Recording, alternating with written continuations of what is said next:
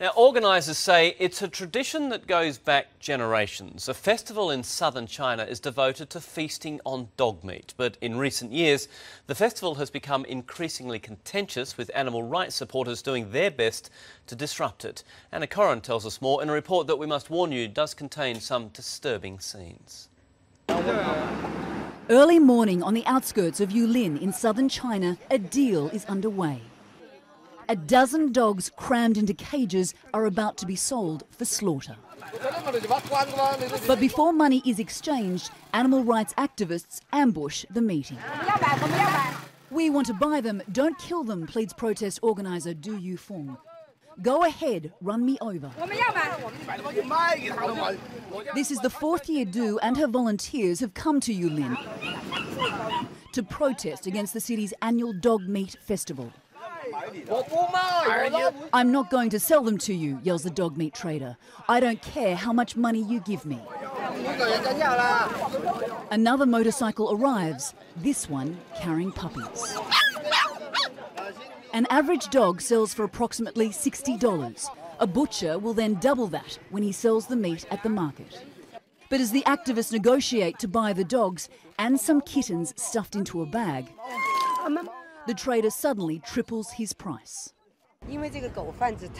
"This dog criminal is too greedy, we can't afford it. We have to walk away." For the volunteers, it's another crushing defeat as more people arrive to sell their dogs. "My heart hurts," cries this activist. "I'm really sad that we couldn't save them."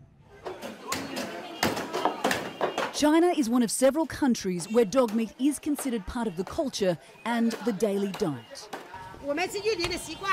"This is our tradition and something that's been passed on for generations," explains this woman. As she chops up the carcass, her own dog cowers in the corner. She assures us he's not on the menu. In recent years, the festival has brought unwanted attention. The Chinese government has even distanced itself, saying it's no longer involved, banning signage advertising dog meat. But despite the negative publicity, locals remain defiant. "Don't you eat beef?" asks this man. "If you stop eating beef, we'll stop eating dog." "We eat it every day, all year round. It tastes good," says this diner. That's something these animal welfare activists are refusing to accept. So far, they've rescued over 400 dogs, some still wearing collars, a sign they were once someone's pet. Considering the hundreds of thousands of dogs that are slaughtered across China each year, rescuing just these handfuls seems like an ineffective and piecemeal approach. But the activists hope that through education, awareness and shaming those involved, they will eventually be able to bring an end to this cruel and inhumane tradition. Shifting a cultural mindset will be an uphill battle, but they believe that's a fight worth having for man's best friend.